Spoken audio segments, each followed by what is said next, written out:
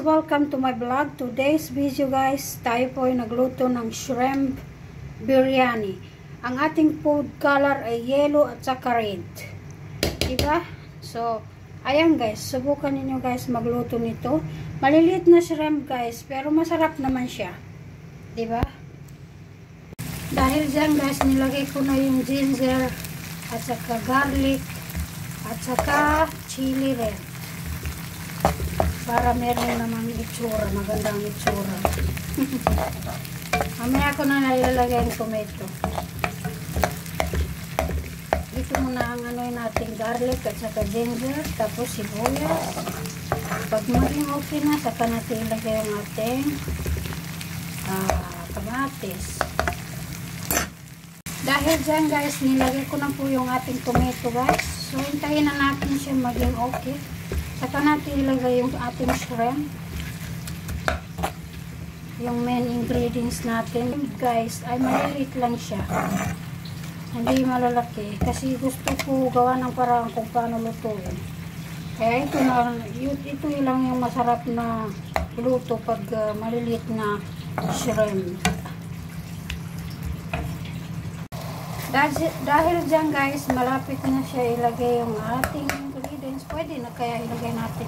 Meron tayo dito kamon, Maggi cubes, black pepper, salt, turmeric, paprika, garlic powder. So ito lang ang ilalagay natin guys. Ayan. Lagay-lagay lang tayo pag may time. Tapos, imimekos-mekos natin. Dapat may dahon ng laurel. Pero wala tayo nun. Kaya, pwede rin naman kahit wala yun. Mekos-mekos ko muna kasi mahirap mag-mekos-mekos eh. Dahil ganyan na siya guys, ilalagay na natin ang ating shrimp. Ang ating shrimp is too small. Very small. Baby shrimp. Pero okay lang guys, masarap naman siya. Ilalagay lang naman natin sa biryani. Diba? Kesa ulutuin natin ng yung pangit naman ng lasa, diba? Dahil dyan guys, ito na yung ating maliliit na shrimp. Kahit maliliit ito guys, masarap naman siya. Ilalagay lang yan sa gitna ng natin. Ilalagay lang natin siya sa gitna ng kanin at saka sa taas. Masarap naman siya guys. So yan guys, dahil dyan guys, maglagay na tayo ng shrimp. Ito ang ating shrimp. Ayan. Lagay natin dito sa ibabaw. Tapos, ayan.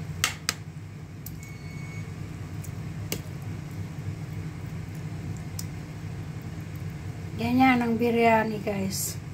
Siyempre para maganda ang color, lagyan natin ng food color na red. Saka na lang yung yellow. Sa ibabaw na lang. Masyado mapula. Siyempre meron tayong lorpak, yung lagyan natin dyan para masarap. Hindi yan cheese ha. Lorpak po yan.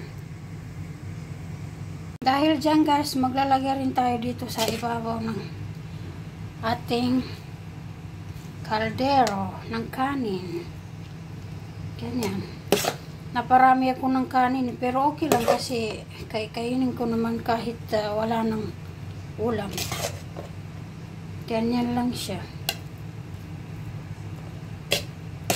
Wala naman problema. Makakain naman siya. Kahit marami yan. Dahil dyan guys, maglalagay rin tayo sa ibabaw ng shrimp. Diba? Kung malalaki lang sana ang shrimp natin, masarap sana. Masarap naman siya kahit maliliit lang, okay lang. Wala namang problema pag maliliit na shrimp. Okay lang sa akin. Kaya lutuin natin ng walang hindi masarap. Para sa akin, okay lang, importante mayroong makain. Dahil dyan, maglalagay rin ako dito ng pula. Pero lalagyan ko rin yan ng masyado pula ito eh. Color na to, food color na to, parang dugo. Hindi naman siya dugo guys. Kaya huwag kayo matakot. Hindi yan dugo, tingnan nyo. O yan, ganyan ang color. Pero lalagyan ko siya ng ano, yellow para alam niyo. Para meron tayong yellow, lalagyan natin ito. Yellow food color.